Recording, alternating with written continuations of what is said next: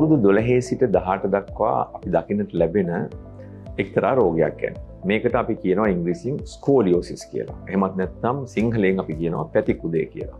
අපි දන්නවා බොහෝ වෙලාවට මේ පැතිකුදේ කියන රෝගය ගැන නිවැරදි අවබෝධයක් දෙමව්පියන්ට දරුවන්ට නැති නිසා බොහෝ අය ඒ ශාරීරික පීඩාවට වඩා මානසික පීඩාවකට ලක් වෙනවා කියන එක. ඉතින් අපි මේකේ මූලිකව කරුණු කීපයක් දැනගන්න ඕනේ.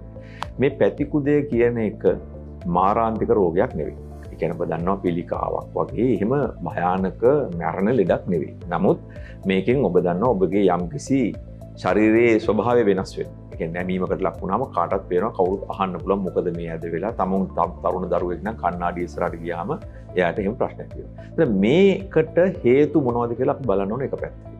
ඊට පස්සේ මේ ඇතිවෙන අසාමාන්‍යතාවයට අපිට මොකක් හරි උත්තරයක් තියෙනවා. එහෙම නැත්නම් ඒ උත්තරය ශල්‍ය කර්මයකින්ද කරන්න ඕන. එහෙම නැත්නම් වෙන ක්‍රමයකින්ද කරන්න ඕන.